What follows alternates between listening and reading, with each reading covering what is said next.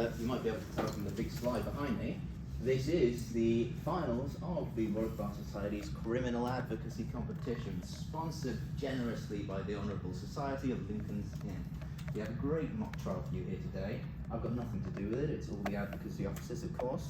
But we have some fantastic advocates for you to watch. Is there anything that you guys want to add before we get into it?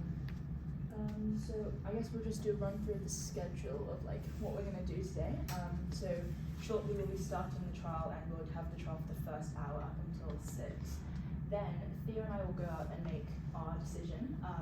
Jury, we will also ask you to make your decision based on the case facts, not necessarily based on the advocacy, who you're more convinced by arguments-wise. And for that, the competitors will also be leaving the room. Audience, you can chat amongst yourselves, or if you would like to also, weigh in on the decision, that's up to you.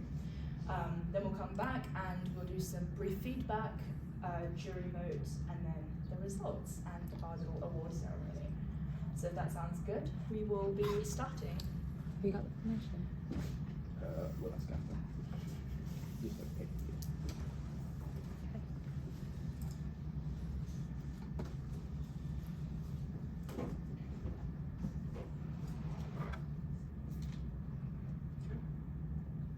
May it please the court, my name is James Russell and I, along with my learned junior, Ismail Malik, appear on behalf of the prosecution representing the Crown. Before I begin with my opening statement, would my lords like a very brief summary of the facts of the case? Very brief. Much obliged.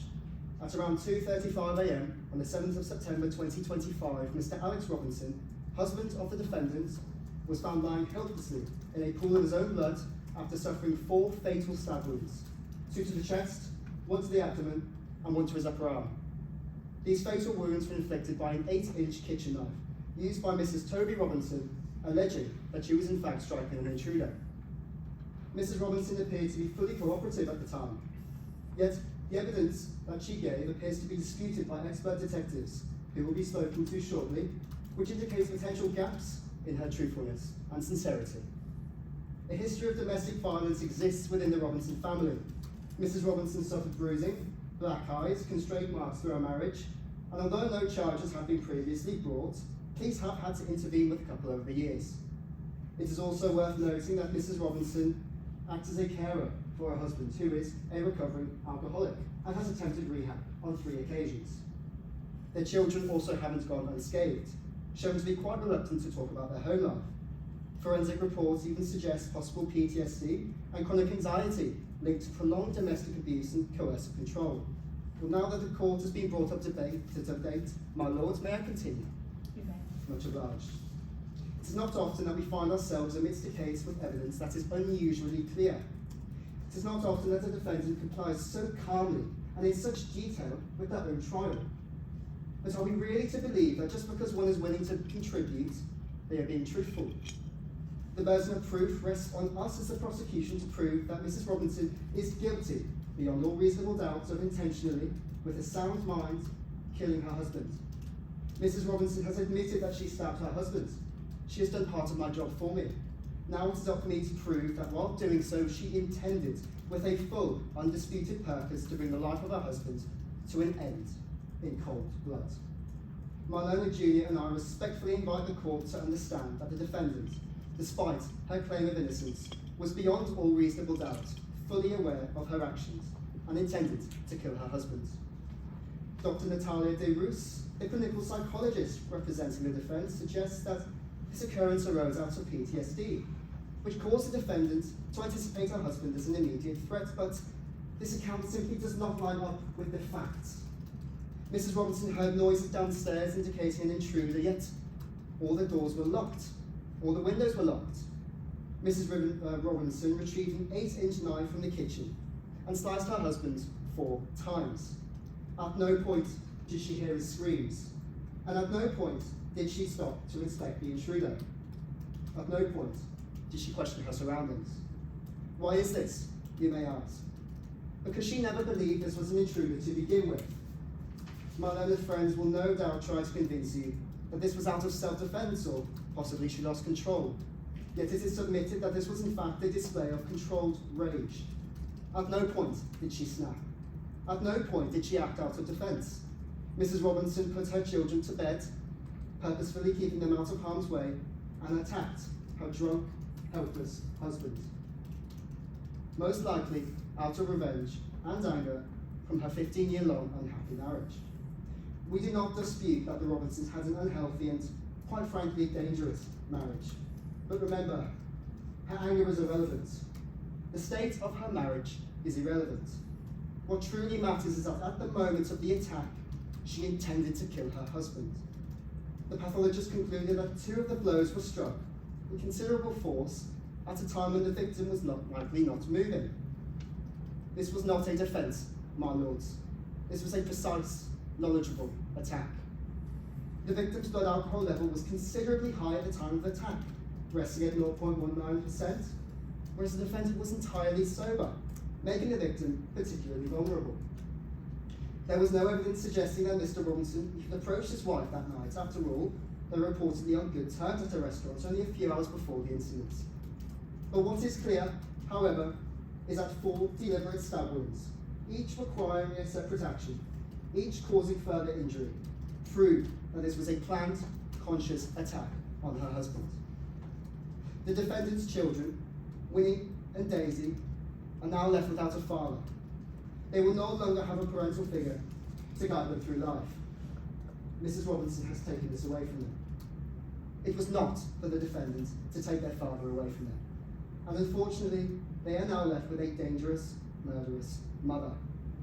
At this point, the room's deepest sympathies must lie with the children. Imagine the fear they feel, knowing what their mother is capable of. Can we truly trust ourselves to allow them to live with their mother at this point in time? It is submitted that it is too dangerous to allow that, my lords, and for the justice of Mr. Robinson. For the safety of his children, a sentence of life imprisonment is suggested by the prosecution.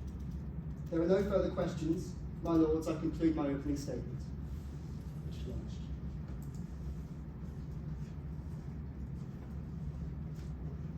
If we could call the prosecution witness to the stand.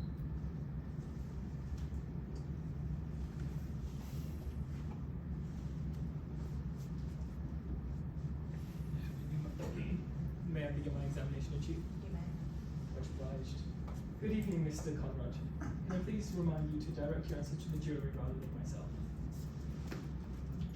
To start with, can you please tell the court who you are and what your role regarding this case is? I'm Detective Inspector David Conrad and I'm the Senior Investigating Officer for this case. The police arrived on the scene of the crime at 2:35 a.m. on the 7th of September. Were you one of these police officers who were first to arrive on the scene of the murder? Yes. Can you tell the court what the living room looked like when you first entered? On the living room. Yes, the scene of the murder. The living room was in disarray. There was furniture everywhere. There was blood splatters on one corner just outside. Were you present when Mr. Robinson died? Yes, he died a few minutes after. Can you tell us what he died of? The injuries he died of. Post-mortem later revealed that he died of his stab wound to his chest. And this was done by the 8-inch knife with that. Was this done by the 8-inch knife which was found to the side? That's what the post-mortem says. Did the handle of the knife which was used to kill Mr. Robinson have only Mrs. Robinson's fingerprints on it?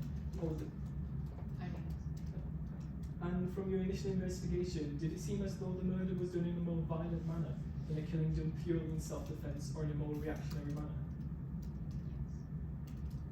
And would you suggest, given the evidence of the struggle, there was sufficient time for the attacker to have recognized the victim during the attack? Yes, definitely. I would now like to move on to Miss Robinson's account of the event and the interview that was conducted with her. Did you conduct the interview with Mrs. Robinson? Yes. What was her telling of why she attacked and killed her husband? She said she heard sounds downstairs, so she got a knife for self-defense, went downstairs to see what it is, and originally she said she could see a shadowy figure. So she went up to it to protect the children upstairs, swung. And aside from her own account, did you find any evidence of a third person who had entered your house? The doors were all locked from the inside, so there could be no entry from the outside. The windows were all secure, and there was no signs of attempted entry. So, to reiterate, was there any evidence of any other person in the house, aside from Mr. and Mrs. Robinson, after they had returned from the restaurant, apart from their children? So her initial statements of the event seem to be false. Did you find that when she was delivering her account to you, was she wholly confident that as if she was certain of the truth of what she was saying? Or was there anything that suggested she might not have been entirely truthful, or aware that she was not being entirely truthful? She seemed a little bit panicky, but at the time she seemed confident, but then again she did change what she said later on. I would now like to move on to the injuries Mr. Robinson died of. Can you describe... the pathologist said that 2 blows were delivered when the victim wasn't moving, which suggests that he was the one who was attacked first rather than conducting the attack and suffering the wounds in self-defense. Is that what you would, in your opinion?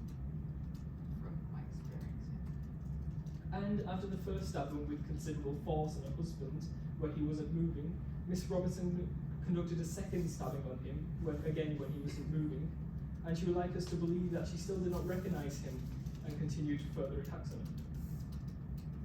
That's correct. We know that Mr. Robinson had a high alcohol blood level, the toxicology report saying 0.19%, and given this was after the visit to the restaurant, could it be possible that he consumed it there, while in the presence of Mrs. Robinson, who would be aware that he would therefore be in a more vulnerable state later in the day? Very possible, yes. And did Mrs. Robinson herself seem like she was drunk, or had consumed alcohol, or was in any state which may have suggested that at the time of the murder she may have lacked control? Nothing from alcohol. And has there been anything which could point to why Mrs. Robinson might have the intention to kill her husband? You could say that she had enough of the supposed domestic violence from her husband. And with regards to the domestic violence, did Miss Robinson not make any attempts to try to contact the police about this? There had been 3 records of calls made from her, of which only one, resulted in police visiting, but there was nothing done from her. And if after there was no police response, even after they visited, do you think that Mrs. Robinson may have believed that killing Mr. Robinson was her only opinion to get out of this abusive relationship? No, I believe she would have realised that there was still other things she could do. But this may have been something that she may have felt pushed her. Yes, she may have felt pushed to. And given her account seems to be flawed, with no evidence pointing towards a third person entering, the fact she has a motive, and the nature of the injuries, which were multiple over a period of time, do you believe that she did kill Mr. Robinson with the intention to do so, in control, and fully aware of who it was she was killing? Yes. That concludes my examination in chief.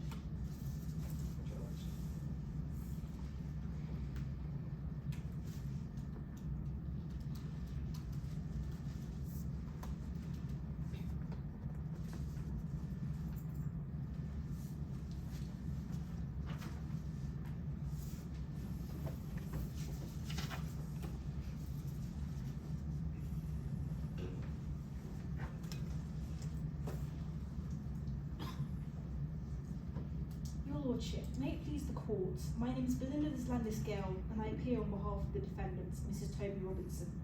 Before I begin my cross-examination, would your Lordships require a brief summary of the facts of the case? No, that's fine. I am much obliged. May I begin my cross-examination? You may. I am much obliged. Detective Inspector, please direct your answers toward the jury throughout my questioning. Detective Inspector David Conrad, I will ask you some questions about what you did and did not find at the scene. Please answer as directly as possible. The hallway light was dimmed, correct? Correct. Visibility was low, correct? Correct. So whoever moved through the hallway would have been seeing only a shadowy figure at best, correct? Correct. You described the living room as in disarray, a chair knocked over, a rug displaced, correct? Such displacements can be consistent with a struggle, correct? Could be. And you cannot rule out a struggle occurring, correct? Well, I wasn't there, so I can't rule it out. I would now like to turn to the topic of the defensive wound on the deceased. The pathologist identifying a wound on Mr. Robinson's arm consistent with a defensive injury, correct? Correct. A defensive injury means someone was putting up their arm during a struggle, correct? Yes. A struggle is therefore not consistent with a calm, planned attack, correct? I'll now turn to the topic of Mrs. Robinson's hesitancy in her account and its consistency with trauma. Detective Inspector, the toxicology reports indicated that Mr. Alex Robinson had a blood alcohol level of 0.90%. Is that correct? That is This level is more than twice the amount of the legal drink driving limits, correct? correct. At such a level, a person may be unsteady, correct? Yes. And they may exhibit aggressive behaviour at times, correct? Sometimes. You were you not, aware of a history of domestic abuse within the Robinson household, correct?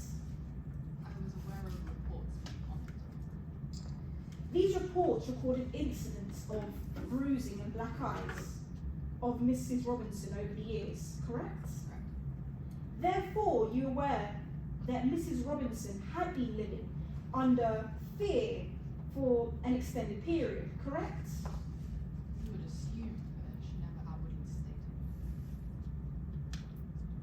Would you agree that a person who had lived under such circumstances may naturally feel anxious, cautious, and hold hesitancy, even when being questioned by authorities, correct?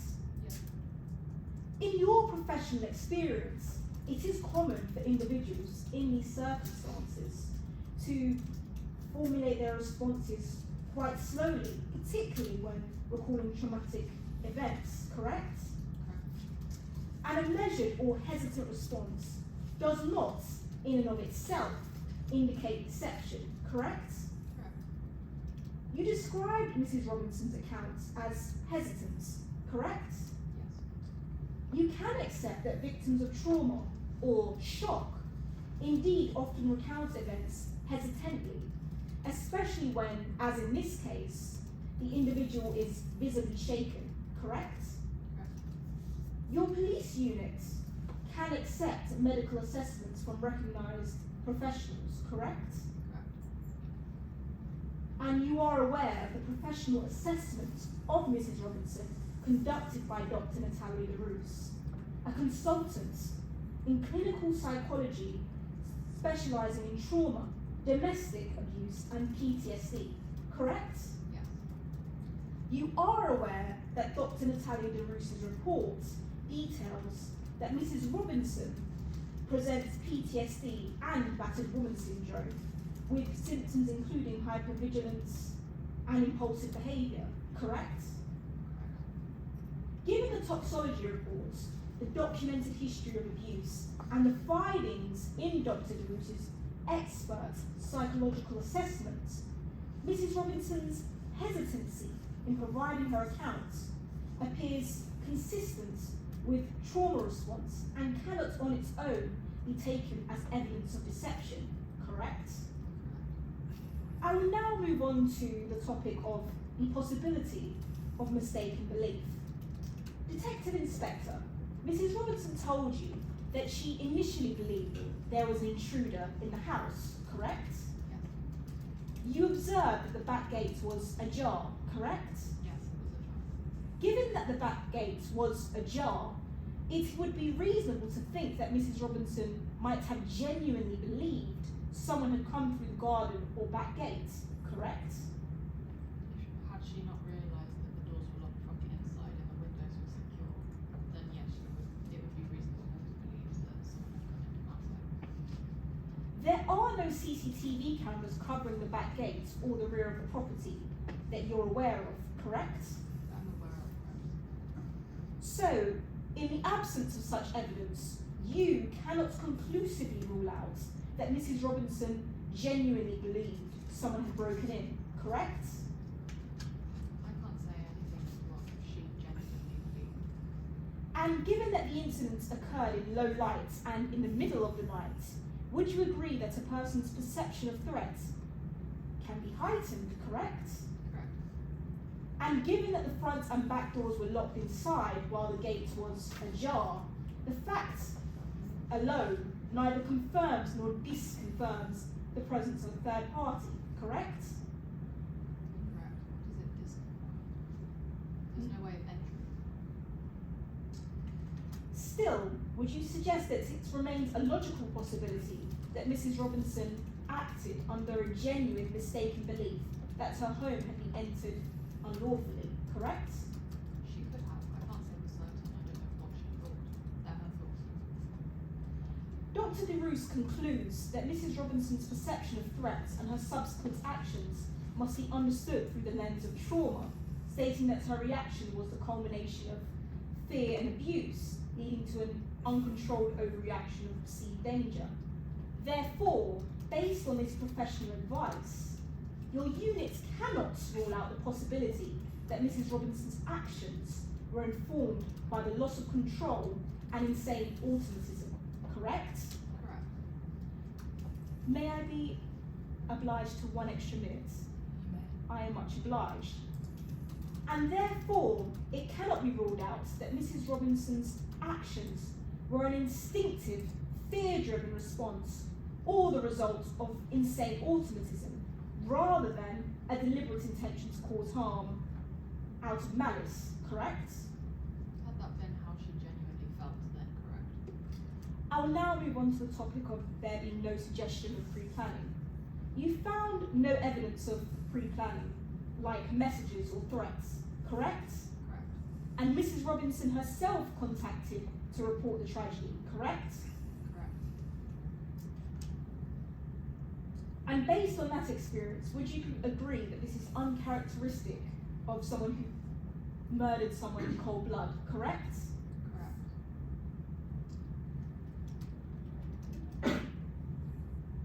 And ultimately, based on this, you cannot tell the jury that she genuinely had killed in cold blood, correct? I can't say anything genuinely. Thank you, Detective Inspector. No further questions. I am much obliged. Much obliged.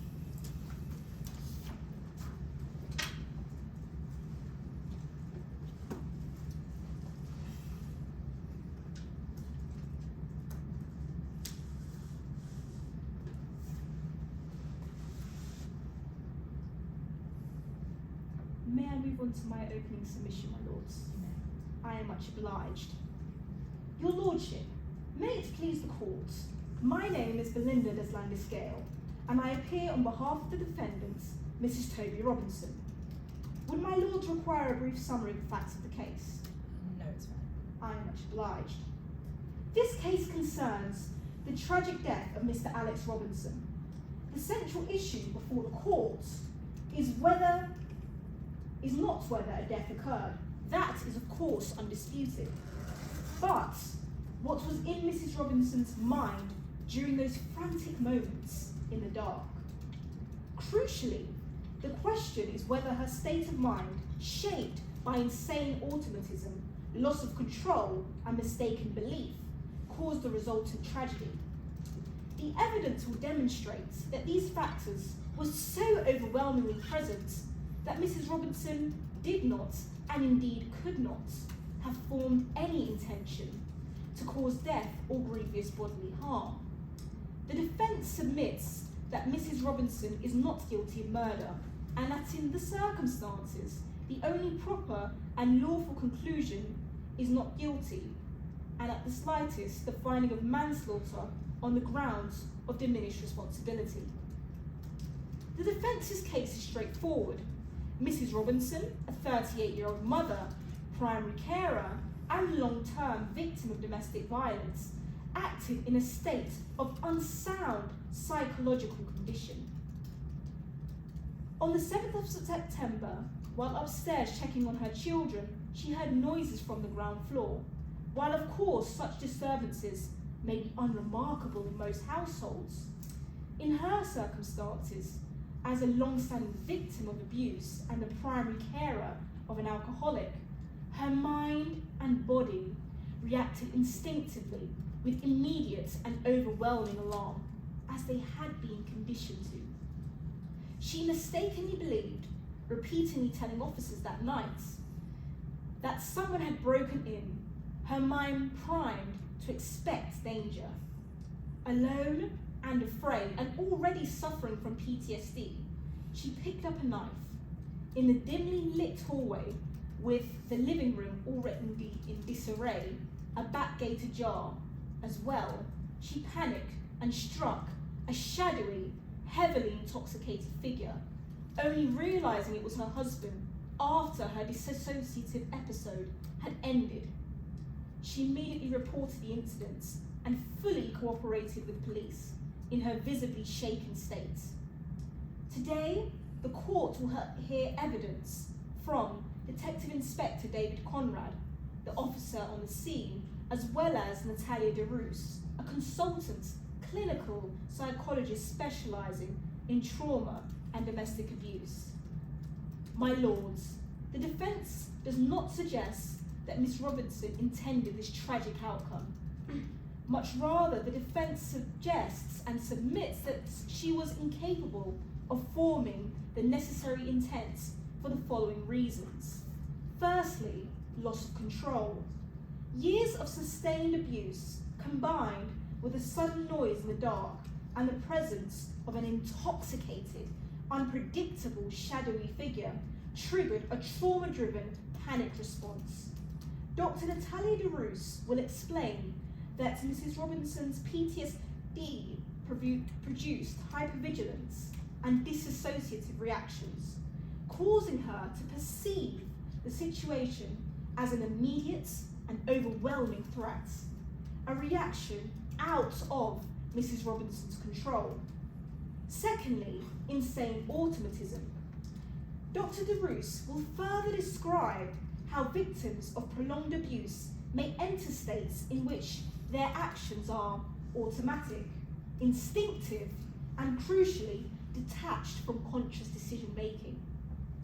Lastly, Mrs. Robinson's consistent history as a victim of domestic violence, reflecting a household marked by tension and fear, further making her mental state unsound.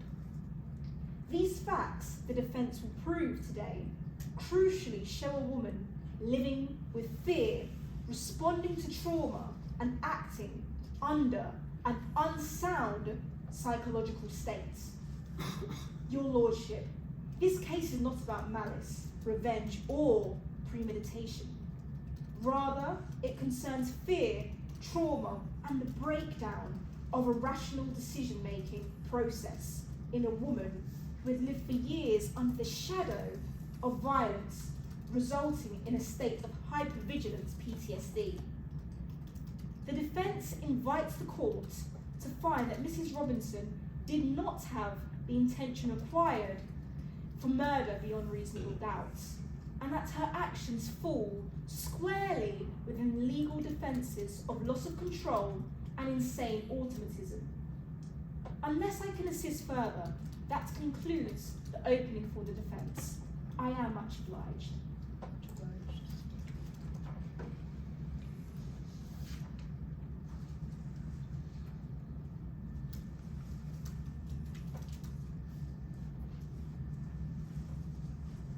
If we could call the defence witness to the stand.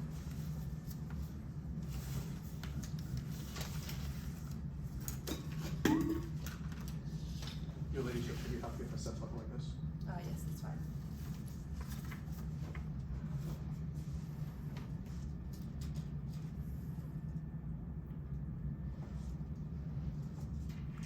May I proceed in my examination, Chief, Your Ladyships? You may. Good evening, Dr. DeRoos. Today I'll be asking you some questions if you don't mind, starting by getting a bit of background about you and your work, before moving on to the contents of your report, and finally the day in question. I would ask you to direct your answers towards the jury for today's purposes. You're more than welcome to pause before answering or ask me to repeat a question. I understand this is not an everyday experience for you. Firstly, before we begin, could you state your full name for the court? My name is Dr. Natalia DeRoos. I am much obliged. Also, for the benefit of my learned friend conducting the cross-examination, Can you confirm you have a signed copy of your witness statement dated 10th of September 2025 in front of you today, and that you've had a chance to review its contents? I have. I am much obliged.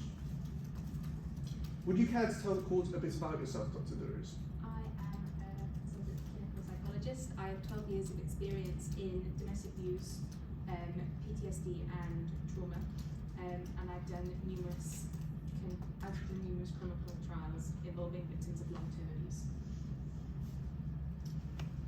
What, if any, is your relation to Miss Robinson? I was brought in to interview her by the defence on the 7th of September after she killed her husband. How did you go about conducting such work? Please describe for the benefit of the court. I proceeded with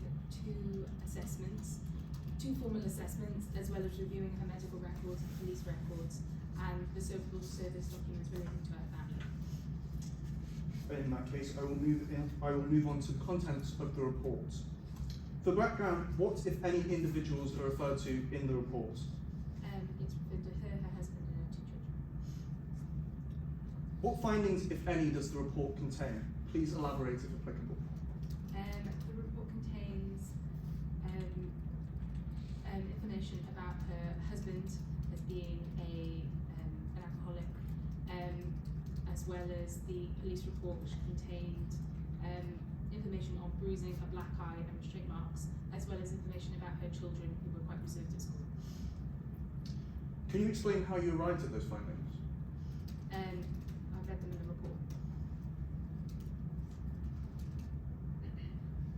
If I could direct you to paragraph 3 of your witness statement, you mentioned medical reports. Could you expand on their contents for the benefits of the jury? The medical reports confirm 3 years of a multitude of attacks, so the injuries that I mentioned, bruising, black eye and restraint marks. What, if anything, did Miss Robinson tell you about her husband's behaviour, and how, if at all, did that inform your assessment?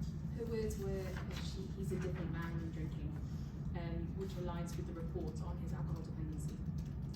What, if anything, did Miss Robinson tell you about her husband's behaviour when drinking? His temper frightens her, and she's tried to refer him to rehabilitation but has been unsuccessful. What, if anything, have you observed regarding the children's behaviour? The children, I believe, indicate to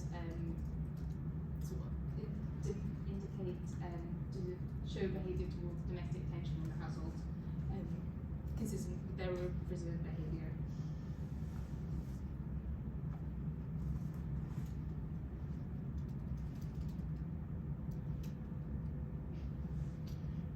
In your experience with Miss Robinson, how would you describe the consistency of the information she has provided, if any at all? She's clearly a very traumatised woman. She has endured abuse through her 15 years of marriage, and I would say what she says aligns with the fact that she is a very unstable individual. During your assessment, were you made aware of anything from external sources? If so, what, if anything, were you told? I was only made aware that some people believed her to be a pathological liar in the neighbourhood. How, if at all, did you approach or respond to them in your clinical assessment? The types of behaviour, it would be unlikely for you to openly say, I'm being abused in the household. It's something you want to protect your family unit. It would be unlikely that you would go out announcing it. So the fact she's being very reserved about this intensely private topic makes sense, and none of her actions or mannerisms align with her being a pathological liar. Based on your assessment, how would you describe Miss Robinson's emotional state, if applicable? She's clearly in a very bad situation. I'd say in my professional opinion, I'd say her state aligns with post-traumatic stress disorder and battered women syndrome. How might such psychological patterns affect, if at all, the way a person perceives or responds to threatening situations? Her symptoms include stuff such as hypervigilance, intrusive flashbacks, disruptive sleep and impulsive behaviour, and she's adapted long term to being in a situation of fear and control. Moving on to the day in question. What, if anything, happened on the 7th of September 2025?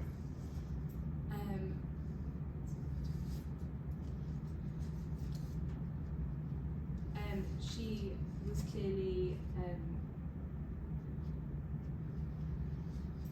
in an unstable state, which aligns with research on Battered women's syndrome. It would be likely that she was experiencing overwhelming fear, which is why she was perhaps maybe swinging repeatedly, and her actions were probably quite considered overkill. But that's because she was in a complete state of panic and fear. In your professional opinion, how might a person's past experiences, if at all, influence the way they perceive threatening situations? She clearly learned to fear in the home, and the home was a dangerous place for her. So being confronted with someone that she wasn't aware of, and she was in that state of fear, I think her actions aligned with that.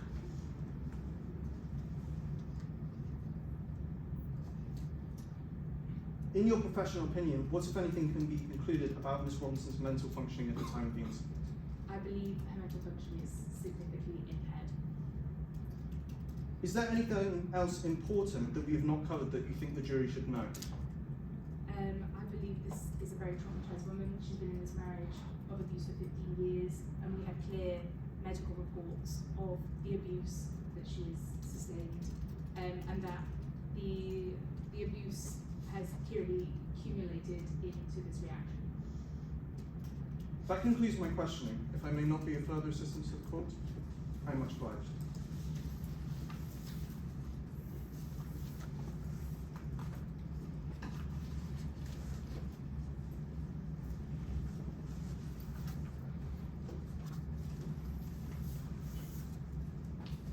May I begin, my lords?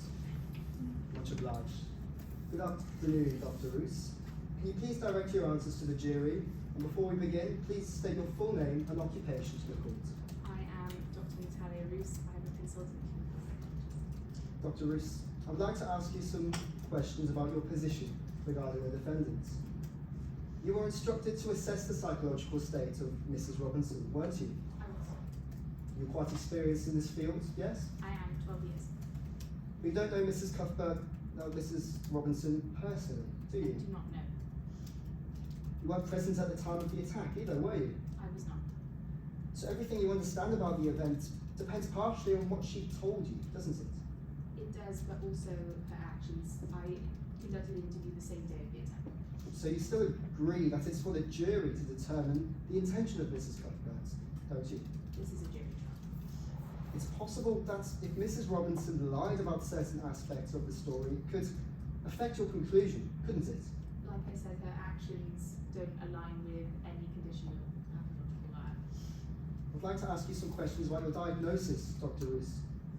You diagnosed Mrs. Robinson with PTSD, correct? I have. People with PTSD are still capable of forming intent, aren't they? Yes. You also say that one aspect of this disorder is hypervigilance, correct? Yes. As a professional, you also agree that hypervigilance is characterized by excessive vigilance and heightened senses, Yeah. correct? But there were absolutely no signs at all of an intruder that night, were there? The doors were locked, but sadly, doors being locked don't stop crimes. You're aware that, excuse me, the lights were simply dimmed in the house, so would have been a familiar environment for Mrs. Robinson, correct? It would have, but this is a house she lives in fear and is abuse within. So Mrs. Robinson couldn't have been that vigilant if there were in fact no signs of a break-in at all, could she? Perhaps, but she did see a shadowy figure and she wasn't aware he was there. You've also described Miss Robinson as reacting, and I quote, almost automatically to the noise downstairs, correct? Miss Robinson coincidentally put her children to bed and looked after them right beforehand, though, didn't she? She did. Well, at that time, there was clearly no signs of a panic state, correct? She was doing something that probably brings her joy. She's looking after her children. It's probably the few activities that she can sort of truly enjoy, the family looking after her children. You also claim that battered woman syndrome causes a temporary loss of awareness, correct? I do. But by stabbing her husband twice, when lying in a motionless pool of his own blood, clearly shows some form of intention to cause as much harm as possible, doesn't it? She was likely scared and overreacting, and it's battered wound syndrome sort of sends you into almost a daze where it's an uncontrollable reaction where you can't perceive the danger, where you perceive the danger and not do it.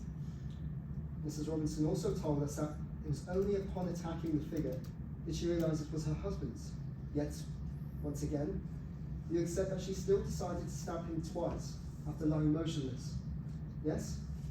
She's been in a relationship with 15 years of abuse. She was clearly in a state of disarray. Miss Robinson's own words are therefore fairly inconsistent, correct? She clearly in an emotional state. I'd also like to question your somewhat selective approach to your reports, Dr. Roos. You're aware that the couple were seen in good spirits only a few hours before the incident in a restaurant, correct? You're also aware that, unlike her husband, Miss Robinson had absolutely no alcohol in her system that night, correct? So Miss Robinson was at full capacity at the time of the attack in terms of alcohol consumption, wasn't she? This is true. You also decided to disregard the apparent blood splatter trail. I'm aware the jury has not got access to this, but with my lords, please turn to Appendix B. This shows an image of the blood splatter trail on the lower staircase. Forensic evidence suggests that this indicates some sort of movement after the attack. Yes, have you examined that? Yeah. Perfect.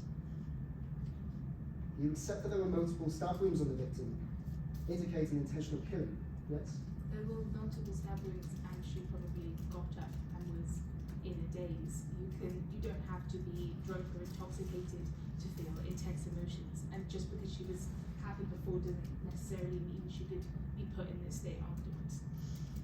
You recognise that the cut to the arm indicated defensive wounds, meaning Mr. Robinson was simply trying to defend himself at that time, yes? I presume there was a tussle. And so the blood splatter on the wall, the defensive wound together would suggest a continuous, conscious pursuit of her husband, doesn't it? Again, she was in a sort of uncontrollable state. This wasn't the self-defense she claimed at all, is it? She, at that time, she probably wasn't sure who she was attacking, and she was in immense fear. It's also true that Mrs. Robinson was described by peers as a pathological liar, yes? This is what I did. And you've observed this from a clinical standpoint, saying it's common for victims of abuse to conceal their suffering, yes? This is true. You're also aware that more than one acquaintance has claimed that Miss Robinson is a pathological liar, correct? This is true.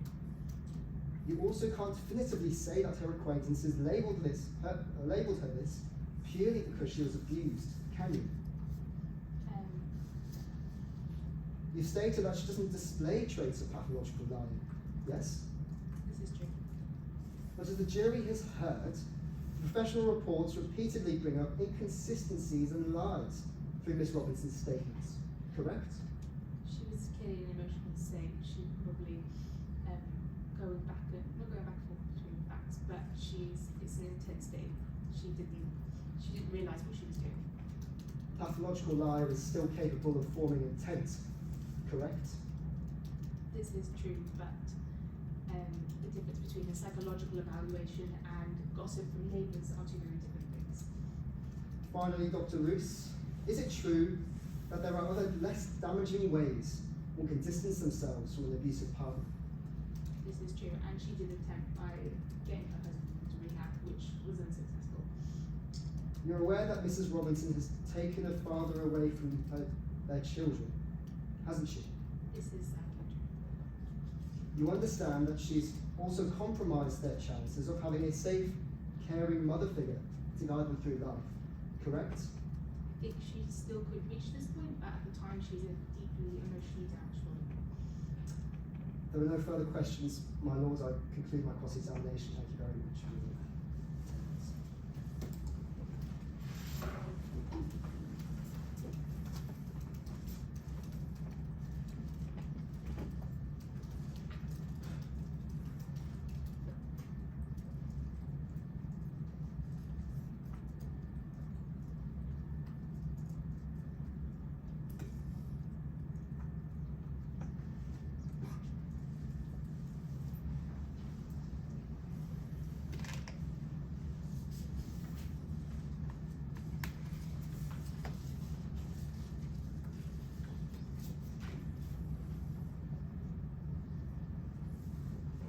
begin my closing statement. Much obliged. Ladies and gentlemen of the jury, today, me and my learned lead as the prosecution have had to prove to you beyond reasonable doubt that Miss Tony Robinson intended to kill her husband, making her guilty of murder, and that she should receive the punishment of life imprisonment, a view which cannot be contested. You might ask why, after 15 years of their marriage, suddenly she acted to kill her spouse. However, despite being the victim of domestic violence, she did not always clearly intend to murder her husband. She first attempted to fix this relationship by getting Mr. Robinson to attend rehabilitation for his alcohol struggle, but this failed twice. After the violence became too much, reports to the police were made. The first 2 times, there was no response. The third, the police actually came to their house. This was her opportunity to save herself and her children, but the police did nothing, accepting Mr. Robinson's excuse that her injuries were from BDSM, despite her own denials of these claims. After this, she was left helpless and alone. However, she wasn't entirely helpless, was she? There was still one option left to her with all of the avenues closed, and who knew her husband better than her to be able to pull it off? One day, when Mr. Robinson and her went to a restaurant, she seized the opportunity that was presented to her. She knew her husband was a drinker, had previously tried to help him fix this habit, so all she had to do was let him drink, knowing that he would put himself in a vulnerable state for later in the day. When they arrived home, she was aware of his habits, where he'd be, what he'd do, giving her time to check on her children, to ensure that they were asleep before she acted. She went downstairs, knowing her husband was in the living room, before she secured the knife from the kitchen and entered the living room, striking him. Not a calm attack, a violent murder. She was in complete control of herself, and had been for the whole time while constructing and executing her plan. Miss Robinson had the motives, she had the means, and created the perfect situation with which to enact her plan. She claimed no defences when being interrogated by the police, no claims of not being in the right mind, clearly recounting the events which she claimed occurred. And curiously, she did not think to rely on self-defence. Since she was already lying, it surely would have been a simple matter to claim to the police that her husband, who was known to struggle with domestic alcohol and known to have a domestic violence history, attacked her, and she, fearing for her life, acted in self-defence to kill him. Sorry, counsel. Is it not possible at all that being in that certain state, a tense environment, that it did not occur to her that she would have to communicate these things to the police, and she was more emotionally involved in it? Can you please repeat the question? You say that she claimed no defences when asked by the police. Is it not possible that being so emotionally involved in what is a tense situation would have affected her, and she might have not at that moment claimed a defence? That may be the case, but later she did claim that she suspected an intruder, and that is why she attacked her husband, relying on that excuse rather than a more normal defence.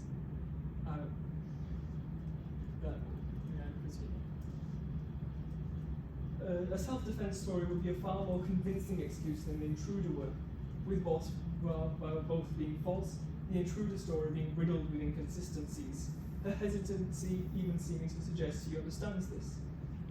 Yet the self-defense being a far more plausible scenario. However, she did not use this defense, perhaps although because she's comfortable lying, the self-defense story has her be the victim of an attack, while the intruder story, although also false, has one morsel of the truth, that she attacked the person in the living room, with the only difference between fact and fiction being that she was aware of who the individual in the living room was and who she was killing. While you may be thinking that her reasons were justified, and perhaps even moral, that is not the question we're dealing with today. Ladies and gentlemen of the jury, the only question you have to answer today is whether Miss Toby Robinson knowingly, willingly, and with intent murdered her husband and should be punished with a life imprisonment. With all the evidence laid out before you, your answer should be clear. That concludes my closing statement.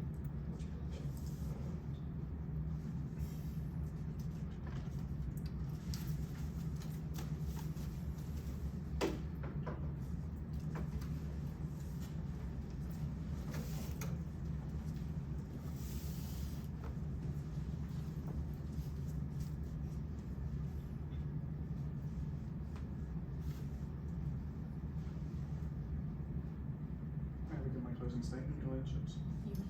May it please the court, my name is Robert Shepherd and I appear on behalf of the defendant, Ms. Toby Robinson. Before I begin, I'd like to take a brief moment to thank my learned co-counsel, Belinda de Sanders-Gale, for outlining our position. To reiterate our position, Ms. Robinson is not guilty of murder, according to English common law, lacking the intent necessary. Rather, the events of the 7th of September represent a tragic accident spurred on by Ms. Robinson's PTSD and abnormal mental functioning. This case is simple and straightforward, as the prosecution have failed to prove Ms. Robinson had full and unimpaired intent beyond reasonable doubt. If members of the jury are not already convinced of this after witness evidence, I shall attempt to recontextualise the evidence in this trial into two simple submissions. The first, the prosecution's evidence is inconsistent and weak, offering an incomplete account, certainly failing to prove intent beyond reasonable doubt. My second submission is that Dr. DeRuse's report not only provides a rational explanation that is impossible to disconfirm, it is also the most plausible, given it is the truth. May I proceed to these submissions, Your Ladyship? You may. I am much obliged. My learned friends have mistakenly led the jury to believe Miss Robinson, a mother of two, with no history of violence, on the 7th of September 2025, with premeditation, made the conscious choice that this was the night she would seriously harm or murder her husband, based on circumstantial evidence at best.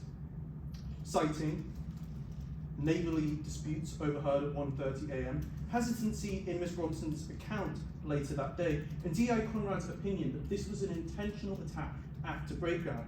To paint a picture, Miss Robinson had clear motive and reasonable intent. All of this the defence contests. It would be our submission that all prosecution evidence pertaining to intentionality, the key point they need to prove today, fails to prove their case beyond reasonable doubt. Either conflicting evidence exists, or reasoned explanation has been provided by witness testimony. If we were to go item by item, there are conflicting neighbourly reports. They were seen out that same night, affectionate and reconciliated.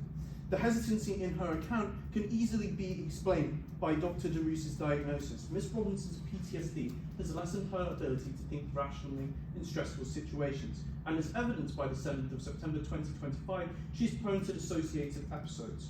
According to the professional opinion, it is unsurprising her recollection is poor. Miss Robinson disassociated.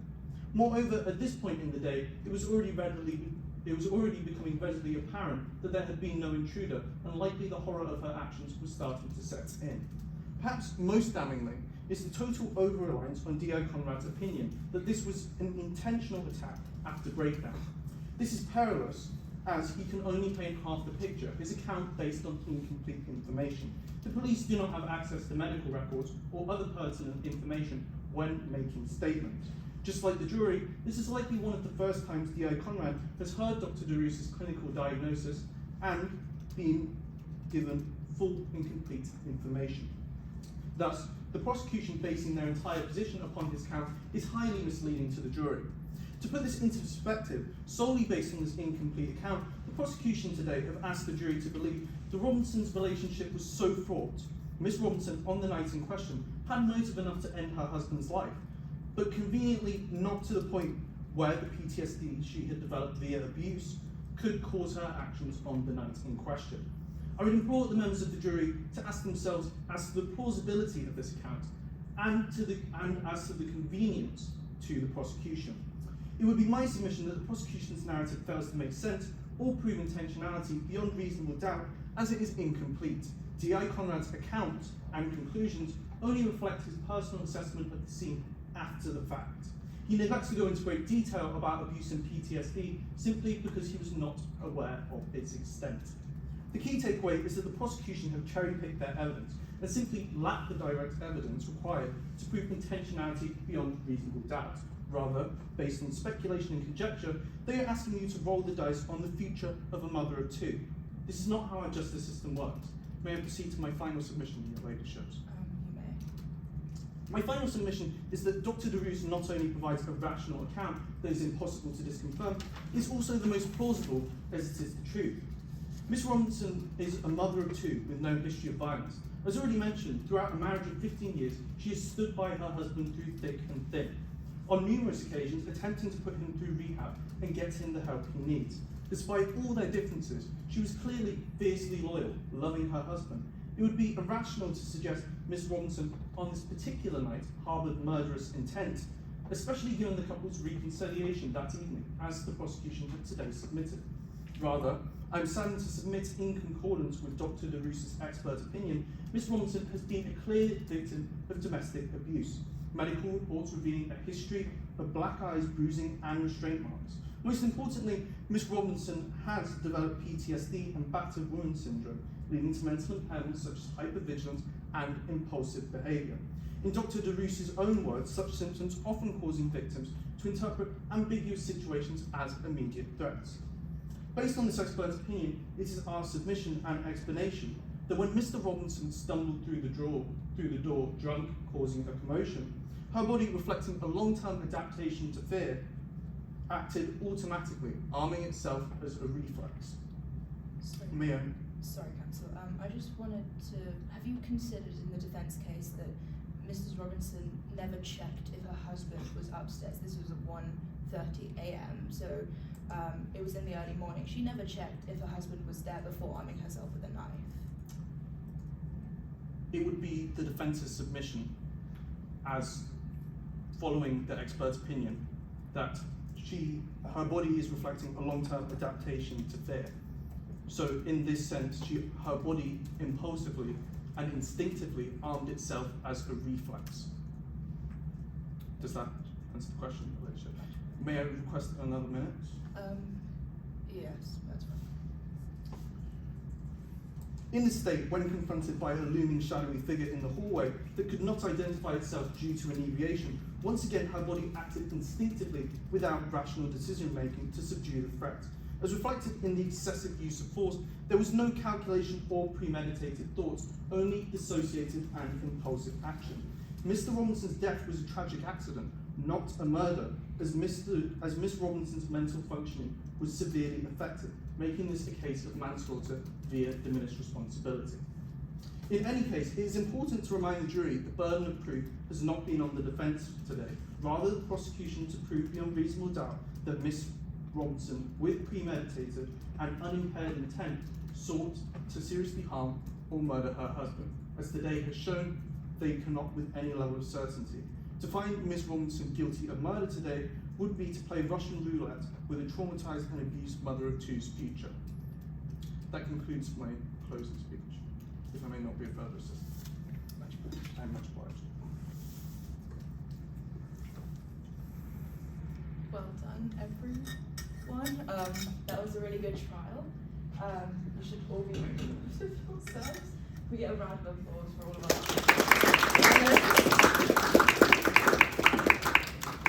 So what we're going to do now is we're going to ask the competitors to leave the room. We are going to go make our decision, and jury, you will now have 10 to 15 minutes to discuss and come up with your verdict.